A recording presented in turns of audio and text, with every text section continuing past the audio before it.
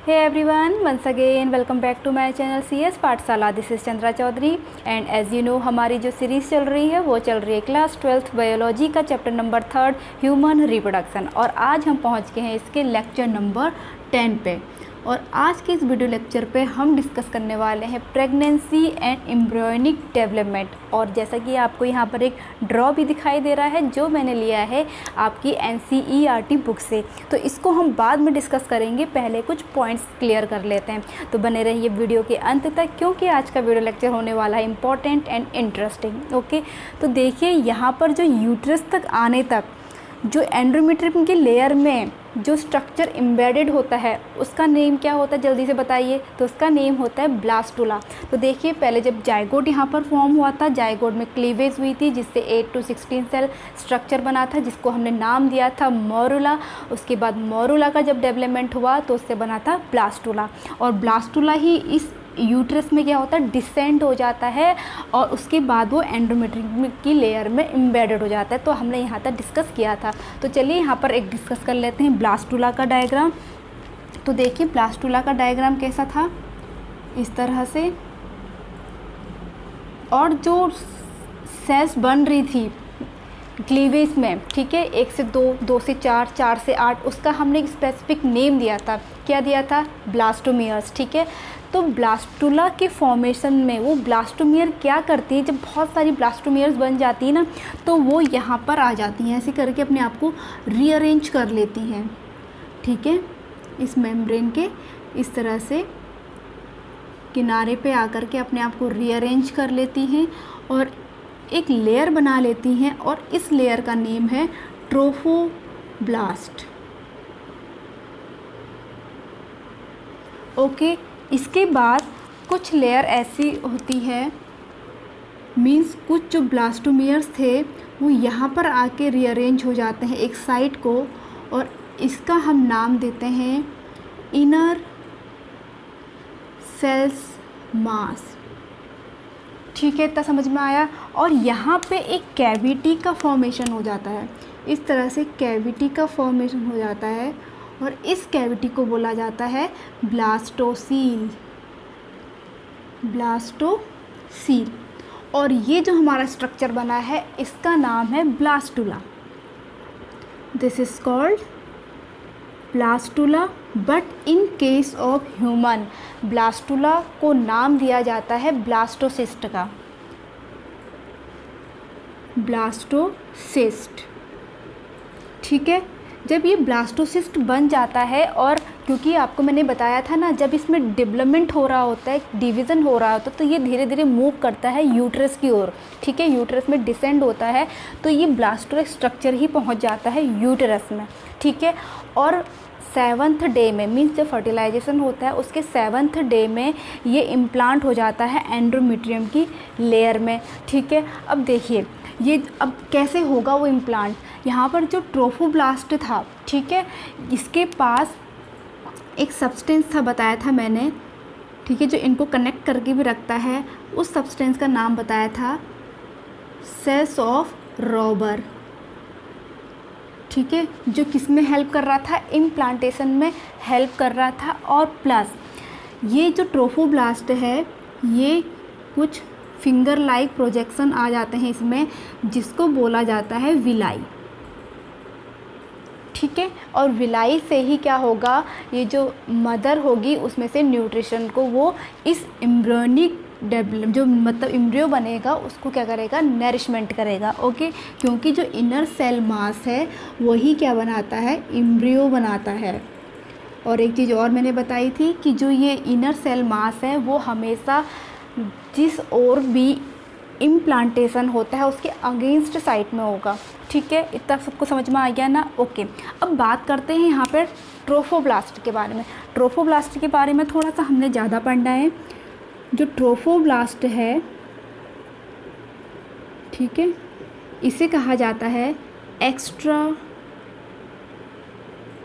Embryonal layer. ठीक है, क्यों? क्योंकि ये एक्स्ट्रा एम्ब्रियोनल लेयर को बनाता है. अब देखिए वो लेयर क्या क्या होती हैं. वो लेयर होती हैं, पहली लेयर को बोला जाता है या एमनियन. ठीक है। दूसरी लेयर है जिसको बोला जाता है कोरियन। एक लेयर और होती है जिसको बोला जाता है योक सैक, और एक लेयर और होती है जिसको बोला जाता है allantois. So these are 4 layers, ठीक है, जिसको हम एक्स्ट्रा एम्ब्रॉयनल लेयर कहते हैं, और ये फॉर्म होती है ट्रोफोब्लास्ट से, ठीक है, ध्यान रखिएगा। और जो एमनियन है, अब देखिए इसका वर्क क्या होता है, ये एमनियोटिक फ्लूइड बनाता है। क्या बनाएगा? Amniotic fluid. अब देखिए क्योंकि फ्लूइड है, फ्लूइड मतलब लिक्विड है, तो ये क्या करता है, एम्ब्रियो को लिक्विड इन्वायरमेंट प्रोवाइड कराता है। एक्वस मतलब, ठीक है, क्या करेगा ये, एक्वस इन्वायरमेंट या फिर लिक्विड इन्वायरमेंट, ठीक है, इन्वायरमेंट प्रोवाइड कराएगा इस डेवलपिंग एम्ब्रियो को। इसका काम समझ में आ गया? ओके। अब देखिए कोरियन का क्या काम होता है। कोरियन ना वेसल्स बनाता है, तो एक प्रकार से ये जो एम्ब्रियो होता है, डेवलपिंग एम्ब्रियो होता है, उसको क्या करता है, फूड ऑक्सीजन प्रोवाइड कराने का काम करता है, जो बाद में डेवलप्ड होकर प्लेसेंटा बनाता है, ठीक है। तो मीन्स ये बनाएगा प्लेसेंटा। ओके। योक सैक देखिए बहुत इंपॉर्टेंट, योक सैक क्या करता है, योक सैक का काम होता है, ये जो एम्ब्रियो है उसको, उसमें ब्लड बनाने का काम करेगा। क्या? ब्लड, ठीक है। और एलेंटॉइस क्या करता है, जब उसमें फूड जा रहा है तो उसमें वेस्टेज भी तो बनेंगे, तो मीन्स ये एलेंटॉइस ही एक्सक्रीटरी का काम करेगा। किसका काम करेगा? एक्सक्रीटरी का, ठीक है। इसका सबको समझ में आ गया। तो ये ट्रोफोब्लास्ट है जिसकी एक्स्ट्रा एम्ब्रॉयनल लेयर थी, और इसके ये जो 4 थे, इसके बाद और किसका क्या क्या फंक्शन है ये हमने डिस्कस कर लिया। ओके, सबको समझ में आ गया? ओके, चलिए अब बात करते हैं इस डायग्राम की, क्योंकि हमारा जो ब्लास्टोसिस्ट है वो क्या 7th डे में क्या हो जाता है, एंडोमेट्रियम की लेयर में इम्प्लांट हो जाता है। और उसके बाद जो ये प्लेसेंटल विलाई है, देखिए यहाँ पर कहा था ना, जो कोरियन जो एक्स्ट्रा एम्ब्रॉयनल लेयर है यहाँ पर, वो विलाई का फॉर्मेशन करता है, और विलाई को हम कोरियोनिक विलाई भी कहते हैं या फिर प्लेसेंटल विलाई भी कहते हैं, ठीक है। और सेकंड योक सैक, ये जो देखिए यहाँ पर जो पाउच जैसा आपको दिखाई दे रहा है ब्लैक कलर का, तो ये क्या बनाता है, ब्लड बनाता है। ओके।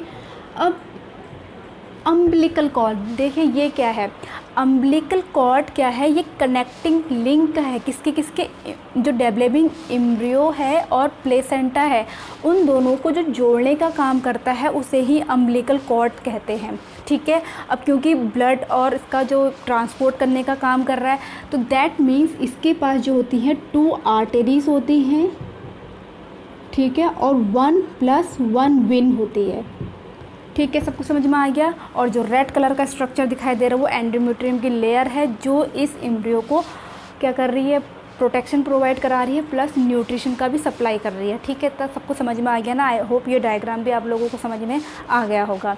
अब यहाँ पर देखिए हमको थोड़ा एक्स्ट्रा पढ़ना है प्लेसेंटा के बारे में, तो चलिए प्लेसेंटा का हम डिस्कशन कर लेते हैं। प्लेसेंटा का नाम जैसे कि आपने पहले से ही सुना होगा, ठीक है।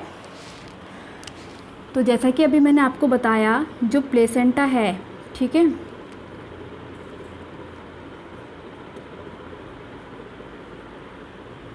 ठीक है, जो प्लेसेंटा है ओके, तो प्लेसेंटा बाद में फॉर्म होता है। जो यहाँ पर मैंने कहा था ना कि ट्रोफोब्लास्ट है, वो पहले विलाई बनाता है, कुछ यहाँ पर टिश्यूज़ वगैरह भी होंगे, ऐसे करके ये टिश्यूज़ हैं, ठीक है। और तो ये टिश्यू विलाई मिलके ही बाद में क्या किसका फॉर्मेशन करेंगी, प्लेसेंटा का फॉर्मेशन करेंगी, ठीक है। अब बात करते हैं इसके वर्क की। तो देखिए इसके 2 वर्क होते हैं, एक तो होता है ट्रांसपोर्ट का, कहाँ से, मदर टू डेवलपिंग एम्ब्रियो, ठीक है। अब वो ट्रांसपोर्ट में क्या क्या करेगा, देखिए ट्रांसपोर्ट में पहले तो क्या करेगा, फूड सप्लाई करेगा, ऑक्सीजन सप्लाई करेगा, ये सप्लाई करेगा, ठीक है। और दूसरा रिमूव करेगा क्या, वेस्टेज, मीन्स CO2 गैस, और जो भी वेस्ट वहाँ बनेगा उसको रिमूव करने का काम करेगा, ठीक है। और दूसरा मोस्ट इम्पॉर्टेंट, ये एज अ एंडोक्राइन ग्लैंड का काम करता है, एंडोक्राइन ग्लैंड, ठीक है। अब एंडोक्राइन ग्लैंड है तो दैट मीन्स वहाँ पे हार्मोन बनाएगा। ये क्या बनाएगा? हार्मोन्स बनाएगा कुछ। अब देखिए वो हार्मोन्स क्या क्या बनाता है, तो यहाँ पर हम हार्मोन्स का नेम लिखते हैं। तो देखिए नंबर 1 यहाँ पर हार्मोन ये बनाता है एस्ट्रोजन, ठीक है। नंबर 2 बनाता है प्रोजेस्टेरॉन। आई होप आप इसका वर्क आप लोगों को अब अच्छे से क्लियरली समझ में आ गया होगा, क्योंकि जब तक प्रोजेस्टेरॉन हार्मोन है तब तक एंडोमेट्रियम की लेयर है। जैसे ही प्रोजेस्टेरॉन हार्मोन गया, ठीक है, तो ये एंडोमेट्रियम की लेयर भी हटी, ठीक है। नंबर 3 यहाँ पर मोस्ट इम्पॉर्टेंट है अब HCG, जिसकी फुल फॉर्म होती है ह्यूमन कोरियोनिक गोनेडोट्रोपिन, ठीक है। एंड नंबर 4 HPL, ठीक है, जिसकी फुल फॉर्म है ह्यूमन प्लेसेंटल लैक्टोजन, ओके। और 5th वन इज रिलैक्सिन। तो ये 5 हार्मोन का सेक्रेशन करता है ये प्लेसेंटा ड्यूरिंग द प्रेगनेंसी, ठीक है। उसके अलावा देखिए यहाँ पर जो एस्ट्रोजन हार्मोन है, प्रोजेस्टेरॉन हार्मोन है, ये इन फीमेल जब वो प्रेग्नेंट नहीं होती तब भी उसका सेक्रेशन होता है। क्यों? क्योंकि जो एस्ट्रोजन हार्मोन है वो सेक्स हार्मोन है, ठीक है। और जो प्रोजेस्टेरॉन हार्मोन है वो ड्यूरिंग द मेंस्ट्रुअल साइकिल जो कॉर्पस ल्यूटियम बनता है, हर मंथ में बनता है, तो उससे ये प्रोजेस्टेरॉन हार्मोन सेक्रेट होता है जो इस एंडोमेट्रियम की लेयर को मेंटेन करता है। तो दैट मीन्स अगर प्रेग्नेंट हो या ना हो, ठीक है, फीमेल में ये 2 हार्मोन्स तो मिलेंगे ही मिलेंगे। बट ड्यूरिंग द प्रेगनेंसी की बात करें तो ओनली ये 3 हार्मोन्स ही मिलते हैं, ठीक है। मीन्स ये 3 हार्मोन ही नहीं, यहाँ पर लाइन गलत हो गई, मतलब और हार्मोन भी मिलेंगे लेकिन ये 3 हार्मोन ड्यूरिंग द प्रेगनेंसी ही मिलेंगे, अदर टाइम नहीं मिलेंगे। तो ये हार्मोन कब होंगे? ड्यूरिंग द प्रेगनेंसी,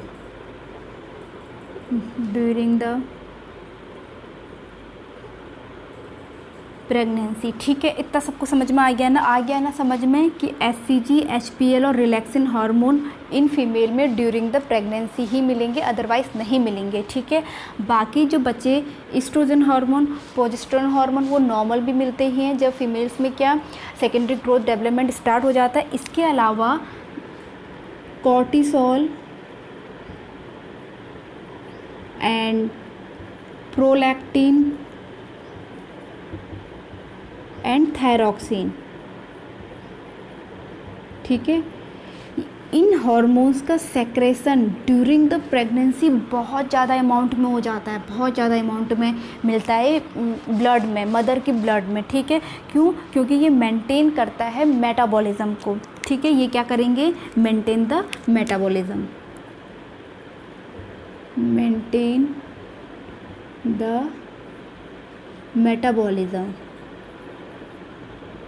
ठीक है। इतना समझ में आ गया।